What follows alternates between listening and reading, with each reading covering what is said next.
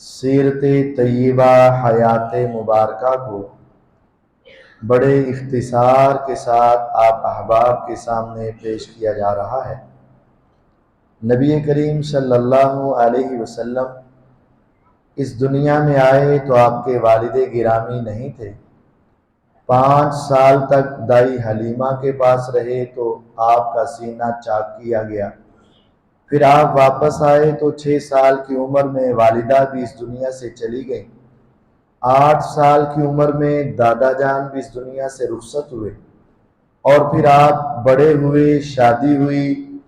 38 سال کی عمر میں آپ غار حرا میں جانا شروع ہوئے۔ 40 سال کی عمر میں آپ کو نبوت عطا کی گئی۔ 3 سال تک آپ نے چھپ چھپ کر دعوت دی اور کئی صحابہ مسلمان ہوئے، کلمہ پڑھا۔ 3 سال کے بعد 44 سال کی عمر ہوئی تو آپ نے صفا پہاڑی پر چڑھ کر اعلان کر دیا اپنی نبوت کا، تو سب سے پہلے آپ کا دشمن ابو لہب بنا، اور پھر آپ نے اپنی نبوت کے اعلان کو آگے بڑھایا تو مشرکین نے آپ کی باتوں کو نہ مانا اور 3 بڑے اعتراض کیے۔ ایک اعتراض یہ تھا کہ آپ انسان ہیں اور انسان نبی نہیں ہوتا، جو نبی ہو وہ انسان ہے، جو انسان ہے وہ نبی نہیں۔ یہ اعتراض اس وقت بھی تھا اور آج بھی بعض لوگ کر دیتے۔ دوسرا اعتراض انہوں نے یہ کیا، آپ عام انسان ہیں اور آپ مالی اعتبار سے کمزور ہیں۔ اگر کسی نبی نے آنا ہوتا تو مکے یا طائف کا کوئی بڑا چودھری سردار وہ نبی بنتا، آپ تو یتیم پیدا ہوئے، آپ کیسے نبی بن گئے؟ اور تیسرا ان کا بڑا اعتراض یہ تھا، اے محمد صلی اللہ علیہ وسلم، آپ کی باتیں ہماری عقل میں نہیں آتی ہیں، ہم تب مانیں گے جب عقل مانے گی۔ تو آج بھی بہت سارے لوگ پیغمبر علیہ السلام کی حدیث کو عقل پر پرکھتے ہیں، کافروں سے پوچھتے ہیں، سائنس دان سے پوچھتے ہیں، اے کافروں بتاؤ یہ بات مانے کہ نہ مانے، سائنس مانتی ہے کہ نہیں، عقل مانتی ہے کہ نہیں۔ وہ جو سوچ اس وقت تھی آج بھی بعض لوگوں کی وہ سوچ پائی جاتی ہے، حالانکہ ایسا نہیں ہونا چاہیے۔ جب آپ نے اپنی دعوت کو آگے بڑھایا تو پھر انہوں نے آپ کی دعوت کو روکنے کے لیے بھی 3 بڑے حربے استعمال کی۔ ایک بڑا حربہ یہ تھا، نضر بن حارث، 45 سال کی آپ کی عمر مبارک ہوئی تو نضر بن حارث ایک کافر تھا، وہ شام کے علاقے میں گیا اور اس نے وہاں سے جا کر یہ موسیقی کے آلات لے کر آیا اور آ کر کہتا ہے، اوے مسلمانوں، تم کہتے ہو قرآن سن کر سکون ملتا ہے، اطمینان ملتا ہے، آؤ میں تمہیں روح کی غذا دوں۔ اور اس نے وہ موسیقی کے آلات بجانے شروع کیے، گانے گانے شروع کیے، قصے کہانیاں شروع کر دی اور لوگوں کو اپنی طرف مائل کرنا چاہا۔ لیکن جو سکون، جو لطف، جو اطمینان قرآن کے ساتھ انسانوں کو ملتا تھا، ان کو اس موسیقی سے اور ان قصے کہانیوں سے وہ سکون نہیں ملتا۔ اسلام کے مقابلے میں، قرآن کے مقابلے میں روح کی غذا اصل میں قرآن تھا۔ جسم مٹی سے بنا، روح آسمان سے آئی، مٹی کی غذا مٹی سے، روح کی غذا آسمانوں سے، روح آسمانوں سے، اس کی غذا قرآن آسمانوں سے، جسم مٹی سے، اس کی غذا مٹی سے، اصل یہ تھا۔ لیکن اس نے سمجھا شاید روح کی غذا بھی یہ موسیقی اور یہ باجے گاجے ہوں گے۔ میرے نبی کریم صلی اللہ علیہ وسلم نے ارشاد فرمایا، میں تو موسیقی کے آلات کو توڑنے کے لیے آیا ہوں، میں ان کو بجانے کے لیے نہیں آیا۔ بہرحال ان کا یہ حربہ بھی ناکام ہو گیا، مسلمانوں کو اپنی طرف کھینچ نہیں سکے اور لوگوں کو مسلمان ہونے سے روک نہیں سکے۔ قرآن کا جو اثر ان لوگوں پر ہو رہا تھا، میرے آقا کی حدیث کا جو اثر ان لوگوں پر ہو رہا تھا، وہ روک نہیں سکے۔ انہوں نے لوگوں کو کہنا شروع کر دیا یہ تو نعوذ باللہ جادوگر ہے، اس کے پاس نہ جانا۔ تو ایک بہت بڑا اس وقت کا نمبر 1 حکیم زماد اسدی رضی اللہ عنہ، وہ مکے میں آئے تو پتا چلا کہ مکے میں سرداروں کا ایک بیٹا بہت اچھا تھا، نعوذ باللہ اس کے اوپر جادو ہو گیا اور شیطانی اور جناتی حملہ ہو گیا۔ اس نے کہا میں ان کا علاج کروں گا۔ وہ علاج کرنے کے لیے حضور کے پاس آیا اور کہنے لگا پیسے نہیں لوں گا، تمہارا خیال کروں گا، چہرہ کتنا پیارا ہے، آپ سردار ہیں، یہ ہے وہ ہے، تو میں آپ کا علاج کروں گا، آپ کو ساری باتیں فری کر دوں گا۔ حضور خاموش ہو کر اس کی باتیں سنتے رہے۔ جب اس نے ساری بات مکمل کی، آپ نے فرمایا اب میں اپنا مسئلہ بتاؤں تمہیں کہ مجھے کیا مسئلہ ہے؟ کہتا جی بتائیں، جب تک نہیں بتائیں گے تو علاج کیسے ہوگا؟ میرے حضور علیہ السلام نے خطبہ پڑھنا شروع کر دیا جو ہم ہر جمعے پر ان الحمدللہ نحمدہ ونستعینہ ونستغفرہ ونعوذ باللہ من شرور انفسنا ومن سیئات اعمالنا۔ میرے آقا پڑھتے جا رہے ہیں وہ دیکھتا جا رہا ہے، پڑھتے جا رہے ہیں وہ دیکھ۔ جب آپ نے خطبہ مکمل کیا کہتا ہے محمد صلی اللہ علیہ وسلم غصہ نہ کرنا، ایک مرتبہ اور سنانا۔ آپ نے دوبارہ سنا، کہتا اگر آپ برا نہ مانے تو ایک مرتبہ اور سنا دیں۔ جب 3 مرتبہ آپ نے سنایا تو بے ساختہ پکار اٹھا اشہد ان لا الہ الا اللہ واشہد انک محمدا عبدہ ورسولہ صلی اللہ علیہ وسلم۔ میں سمجھ گیا کہ آپ کے اوپر کوئی جادو نہیں، میں سمجھ گیا کہ آپ کاہن مجنون نہیں، یہ لوگ جھوٹ اور بکواس کرتے ہیں، اس جیسا کلام میں نے دنیا میں پہلے سنا ہی نہیں ہے، اور جس انسان کا ذہن درست نہ ہو وہ یہ کلمات نہیں کہتا، جو کلمات کہے اس کا ذہن درست ہوتا ہے۔ کلمہ پڑا مسلمان ہو گیا۔ اب ان کو اور پریشانی لاحق ہوئی، انہوں نے اب ایک اور حربہ کہا، انہوں نے کہا کہ لالچ دو۔ آج بھی دنیا میں لالچ کی وجہ سے بڑی دنیا اپنے ایمان کا سودا کر دیتی۔ غصہ نہ کیجیے گا، کاروباری افراد ہیں آپ، بہت ساری دنیا سودے سے گر جاتی ہے، صرف ایک کا ریٹ زیادہ لگ گیا، جھوٹ بول دیتے ہیں۔ اور یہاں آج غیر مسلم ملکوں میں جانے کے لیے، وہاں کی نیشنلٹی لینے کے لیے، وہاں کے گرین کارڈ لینے کے لیے، اور بعض ایسے جو یہاں رہ کے اپنی زکوٰۃ بچانے کے لیے وہ یہاں جا کے فقہ جعفریہ لکھوا دیتے ہیں، اور وہ باہر جانے کے لیے احمدی لکھوا دیتے ہیں، قادیانی لکھوا دیتے ہیں۔ بڑے بڑے حربے ہو رہے ہیں، ایمان کے سودے آج بھی بڑے ہو رہے ہیں۔ اور اس وقت بھی انہوں نے کہا اے محمد صلی اللہ علیہ وسلم یار چھڑ ساری گلاں، اگر چاہتے ہو مکے کی سرداری ہم تجھے دے دیتے ہیں، لیکن اپنی بات سے باز آ جا۔ اگر تم چاہتے ہو مکے کی سب سے حسین عورت سے نکاح کرنا ہم کر دیتے ہیں، اگر چاہتے ہو تو سونے چاندی کے ڈھیر تیرے قدموں میں لگا دیتے ہیں، جو چاہتے ہو مانگ لو، لیکن ہمارے بتوں کو کچھ نہ کہا کرو۔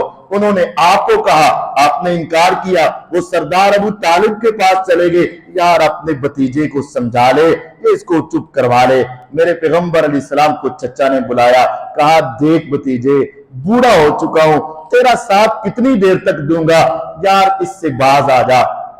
میرے آقا نے 2 ٹوک الفاظ میں کہا چچا آپ میرا خیال رکھتے ہیں، آپ کی مہربانی، لیکن اگر آپ یہ کہیں کہ میں دین چھوڑ دوں، اللہ کی قسم اگر وہ سورج اور اس کی شعاعیں لا کر میرے ہاتھ پہ بھی رکھ دے، میں محمد صلی اللہ علیہ وسلم تب بھی کلمہ حق کہنے سے رک نہیں سکتا۔ آپ نے میری مدد کرنی ہے کرے، نہیں کرنی نہ کرے، ساتھ دینا دے، نہیں دینا نہ دے، میں اکیلا بھی میں سب کے سامنے جا کے اللہ کی توحید کا اعلان کروں گا۔ میرے اوپر ظلم ہو، ستم ہو، مارے پڑے، گالیاں دی جائے، جو مرضی ہو جائے، توحید کے پیغام سے میں رک نہیں سکتا، میں توحید کے پیغام سے پیچھے ہٹ نہیں سکتا۔ جب چچا نے یہ بات دیکھی کہ یہ تو اپنی بات پہ پکا ہے، کہا جا بھتیجے اگر تیرا باپ اس دنیا میں نہیں تو تیرا چچا تیرا باپ بن کے رہے گا، اپنی دعوت دے۔ جب ظالموں نے مشرکین نے سارے حربے آزما لیے نہ رکے، پھر ظلم پر اتر آئے، وہی کام جو انہوں نے دھمکی دی تھی۔ ظلم کی داستانیں بھی بہت لمبی ہیں، مختصر کر کے سناتا ہوں. میرے پیغمبر علیہ الصلوۃ والسلام بیت اللہ کے سامنے جا کر نا اللہ کی عبادت کرتے کرتے تو ابو جہل این کمپنی ایک مرتبہ بیٹھی ہوئی اور ابو جہل کہتا ہے تمہارے سامنے یہ محمد صلی اللہ علیہ وسلم بتوں کے علاوہ ایک رب کی عبادت کرتا ہے. اگر آج آ گیا نا اور وہ سر سجدے میں رکھا تو میں اپنے پاؤں سے جا کے ان کی گردن کچل دوں گا، آج ان کو زندہ نہیں چھوڑوں. سب کے سامنے اس نے یہ بات کر دی. میرے آقا تھوڑی دیر کے بعد آ گئے، نماز شروع کی، سر سجدے میں رکھا. وہ دوڑتا ہوا آیا، قریب آیا، ہاتھ اس طرح اٹھے، آنکھیں کھلی اور ڈرتا ڈرتا اسی طرح واپس الٹے پاؤں اس کو اپنی مجلس میں جا کے بیٹھ گیا. سب نے کہا سردار صاحب جی کیا ہوا؟ کہا تمہیں کیا بتاؤں، جب میں اس کے پاس پہنچا اس محمد صلی اللہ علیہ وسلم اور میرے درمیان آگ کا ایک گڑھا آ گیا، آگ کا ایک گڑھا اور کچھ ایسی چیزیں جو ڈرونی اور خوفناک تھی. قریب تھا کہ اگر میں جاتا آگے تو میں اس گڑھے میں گرتا اور وہ مجھے پکڑ لیتی. میرے پیغمبر علیہ السلام پر وحی آئی، پھر آپ نے فرمایا اللہ کی قسم اگر آج ابو جہل آگے آ جاتا نا فرشتے اس کے ایک ایک جوڑ کو ادھیڑ کے رکھ دیتے اور اس کی بوٹی بوٹی بنا کے رکھ دیتے. یہ اس کی قسمت اچھی ہے کہ آپ واپس چلا گئے. میرے آقا تھوڑے دن کے بعد دوبارہ وہاں نماز پڑھ رہے تھے تو انہوں نے کہا کون ہے جو دیکھے کہ اونٹ کہاں ذبح ہوا ہے، اس کی وہ جیر یا اوجری کوئی چیز جس میں گندگی ہوتی ہے وہ لائے اور محمد صلی اللہ علیہ وسلم پہ لا کے پھینک دے. ایک اٹھا بدبخت عقبہ بن ابی معیط، وہ گیا اور اس نے وہ گندگی اٹھائی. میرے نبی علیہ السلام جب سجدے میں گئے تو اوپر گرا دی. اتنی وزنی تھی کہ حضور سے اٹھا نہیں جا رہا تھا. عبداللہ بن مسعود رضی اللہ عنہ کا قد صحابہ سے بہت چھوٹا تھا. اللہ تعالیٰ کی مرضی، علمی لحاظ سے صحابہ میں سب سے بڑے مفسر کا نام عبداللہ بن مسعود رضی اللہ عنہ.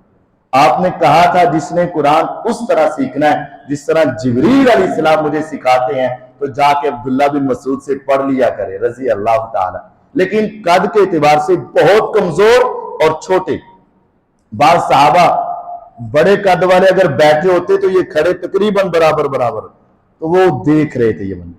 لیکن کہتے ہیں افسوس میں کمزور تھا، مجھ سے وہ ہلائی نہیں گئی. پھر کسی نے جا کر سیدہ فاطمہ الزہرا رضی اللہ عنہا کو بتایا، وہ آئیں اور انہوں نے اس اوجری کو یا اس گندگی کو پیچھے ہٹایا. میرے پیغمبر علیہ الصلوۃ والسلام نے اس روز تنگ آ کر 6 کافروں کے خلاف بددعا کی اور 6 کے 6 ہی بدر کے میدان میں قتل ہو گئے تھے. پھر میرے پیغمبر علیہ الصلوۃ والسلام گھر میں گئے تو کسی نے حضور علیہ الصلوۃ والسلام کے بارے میں نا ایک میٹنگ کی ہوئی تھی تو وہ میٹنگ بھی گھر میں پہنچا دی گئی. میٹنگ مشرکین کی ہوئی کہ ہم 10 قبیلے مل کر حضور کو شہید کر دیں گے. امی فاطمہ الزہرا رضی اللہ عنہ کو بتایا گیا، وہ رونے لگ پڑی اور روتی روتی حضور علیہ السلام کے پاس. حضور ان ظالموں نے تو یہ کام شروع کیا ہے کہ جب آپ باہر جائیں گے تو آپ کو شہید کر دیں گے. اے میرے والد گرامی آپ باہر نہ جائیے گا، بیٹیاں آپ کے دکھ کو سہ نہیں سکیں گی. آپ نے فرمایا اچھا انہوں نے یہ بات کی ہے. اللہ تعالیٰ کی طرف سے وحی آئی، آپ نے گھر میں وضو کیا، آپ سیدھے نکلے اور ان کی اس مجلس کے پاس چلے گئے جہاں انہوں نے یہ بات کی تھی. آپ نے فرمایا تم آؤ. میرے آقا کا ایسا روب پڑا ان پر کہ ان کی یہ ٹھوڑیاں ان کے سینوں سے لگ گئی اور کسی کو سامنے دیکھنے کی جرأت نہ ہوئی. میرے آقا نے زمین سے کنکریاں اٹھائیں اور ان پر پھینک دی. کہا شاہت الوجوہ، تمہارا ستیہ ناس ہو جائے. صحابی کہتے ہیں جس کو وہ کنکر لگی میں نے دیکھا وہ بھی سارے بدر کے دن مارے گئے اور ان کی ٹانگوں سے گھسیٹ کر ان کو گڑھے میں پھینک کے جہنم میں پھینک دیا. میرے نبی علیہ السلام کو بھی انہوں نے بڑا تنگ کرنا چاہا، صحابہ کو بہت تنگ کیا. آپ سنتے رہتے ہیں سیدنا بلال رضی اللہ تعالیٰ عنہ، ان کو بھی کوئلوں پہ لٹایا جاتا اور ان گرم کوئلوں پہ لٹا کے سینے پہ بھاری پتھر رکھ دیا جاتا اور کہا جاتا اے بلال اگر چاہتا ہے کہ تیری جان چھوٹ جائے ایک مرتبہ ہمارے لات منات عزا کی تعریف کر دے، لیکن وہ اپنی زبان سے احد احد احد احد، ایک ہے ایک ہے ایک ہے ایک ہے ایک ہے ایک ہے، یہی کہتے رہتے، کسی اور کی صدا نہ لگاتے۔ میرے آقا علیہ الصلوۃ والسلام باہر نکلے، اسلام کی سب سے پہلی شہید عمار ابن یاسر رضی اللہ تعالیٰ عنہ کی والدہ، یاسر کی بیوی، میرے پیغمبر علیہ السلام نے تینوں کو دیکھا، نوجوان بیٹا ایک جگہ پہ باندھا ہوا، ان کے والد کو ان کے سامنے باندھا ہوا، ماں کو ان کے سامنے باندھا ہوا، ظلم کا نشانہ بنایا گیا۔ میرے آقا پاس سے گزرے، چرا تو نہیں سکے لیکن زبان سے کہہ دیا صبرن آل یاسر فَإِنَّ مَوْعِدَكُمُ الْجَنَّةُ، آل یاسر صبر کرو، میں پیغمبر تمہیں جنت کی ضمانت دیتا ہوں۔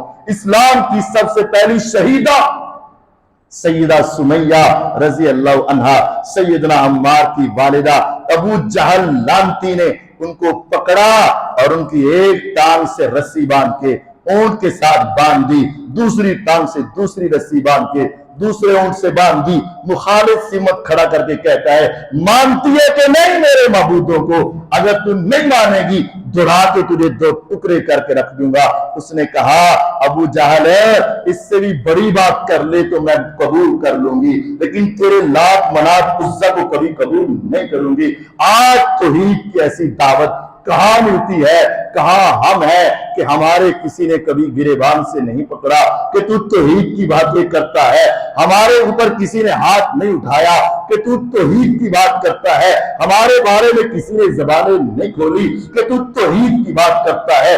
ان صحابہ کی قربانیوں کو دیکھو، عورت ذات ہے، عورت کیا منظر ہوگا، بیٹا باندھا ہوا، ماں کی یہ بے حرمتی کی جائے، کون ہے جو اپنی ماں کی اس کیفیت کو قبول کرے گا؟ تمہارے اندر یا میرے اندر یہ حوصلہ ہے کہ تیری اور میری والدہ کو کوئی پکڑے ٹانگ سے باندھے، دشمن سامنے ہو، لیکن کیا کرتے؟ عمار ابن یاسر رضی اللہ عنہ، یاسر رضی اللہ عنہ، سمیہ رضی اللہ عنہ، صحابہ کے اوپر آج زبان درازی کرنے والے، سوچے انہوں نے کیا کیا قربانیاں دی۔ ظالم ابو جہل نے ان اونٹوں کو دوڑایا، درمیان میں نیزہ مار کے سیدہ سمیہ کو دو حصے کر کے شہید کر دیا گیا۔ اسلام کی پہلی شہیدہ سیدہ سمیہ رضی اللہ عنہا تھی۔ حضرت عمر ابن خطاب رضی اللہ کے دور میں نا خباب بن ارت آئے اور اپنی کمر سے قمیض کو اٹھایا، کہا امیر المومنین ذرا دیکھو کیا ہے۔ کیا دیکھتے ہیں کہ پوری کمر ان کے اوپر سرخ سرخ اور سیاہ سیاہ نشان بنے ہوئے۔ کہا خباب کیا ہوا؟ کہا امیر المومنین جب میں نے کلمہ پڑھا تھا وہ ظالم مجھے تپتے ہوئے ریت پر یا دہتے ہوئے انگاروں پہ لٹاتے، اس وقت تک نہ چھوڑتے جب تک میرے جسم کی چربی پگھل کر وہاں گر گر کے وہ کوئلے ٹھنڈے نہ ہوتے، وہ مجھے نہ چھوڑتے۔ لیکن خباب اتنی مشکل میں تو کیا کرتا؟ امیر المومنین میری زبان تب بھی کہتی احد احد احد احد، مجھے کچھ بھی ہو جائے میرا رب تب بھی ایک ہے ایک ہے ایک ہے ایک۔ صحابہ پہ بہت ظلم، میرے نبی علیہ السلام پہ ظلم۔ پھر آپ کو 45 سال کی عمر میں 46 سال کی عمر میں پیغمبر علیہ السلام کو ہجرت کی اجازت ملی، ہجرت حبشہ۔ مسلمانوں کو کہا یہاں سے نکل کر حبشے کی طرف چلے جاؤ۔ مسلمان وہاں سے جدہ آئے، جدے سے کشتی میں بیٹھے، آج کل جو ملک ایتھوپیا ہے وہاں پہنچے۔ اس وقت 12 مرد اور 4 عورتوں نے ہجرت کی۔ اسلام کی سب سے پہلی ہجرت ہجرت حبشہ 45، پیغمبر علیہ السلام کی زندگی تھی 45 سال اور نبوت کا 5واں سال تھا۔ 12 مرد اور 4 عورتیں، اور ان میں ایک عورت نبی علیہ السلام کی بیٹی سیدہ رقیہ رضی اللہ عنہا بھی تھی۔ یہ مسلمان وہاں پہنچے، پیچھے سے ایک واقعہ پیش آیا۔ میرے پیغمبر علیہ السلام بیت اللہ کے سامنے سورۃ نجم کی تلاوت کر رہے، 27ویں پارے میں، پڑھنا ذرا۔ تو صحابہ سن رہے تھے، کافروں کو تک بھی آواز گئی۔ اس قرآن کا اتنا اثر ہوا، اتنا اثر ہوا، کافروں کو اپنی ہوش نہ رہی۔ اس سورت کی آخری آیت میں سجدے کا حکم ہے، سجدہ تلاوت کا۔ تو مسلمانوں نے سجدہ کیا، کافر بھی بے ساختہ سجدے میں گر پڑے، کافروں نے بھی سجدہ کر۔ بعض لوگوں نے دیکھا کہ یہ سجدہ کر رہے ہیں، انہوں نے سمجھا یہ بھی مسلمان ہوں گے، اور یہ افواہ چلتی چلتی چلتی چلتی حبشہ میں پہنچ گئی کہ کافر سارے مسلمان ہوں گے۔ وہ مسلمان بڑے خوش ہوئے، وہ جلدی سے مکے کی طرف واپس آئے۔ مکے کے قریب آئے تو پتا چلا کوئی نہیں مسلمان ہوئے، وہ تو اچانک ان سے غلطی سے سجدہ ہو گیا۔ وہ مسلمان واپس گئے، اور اگلے سال 47 سال جب آپ کی عمر مبارک ہوئی تو اگلے سال پھر 100 افراد میں ہجرت کی، جن میں 82 مرد اور 18 عورتیں تھیں۔ جب یہ 100 افراد نے مکے سے حبشے کی طرف ہجرت کی، اب کافروں کو بڑا محسوس ہوا، اتنے بندے یہاں سے چھوڑ گئے۔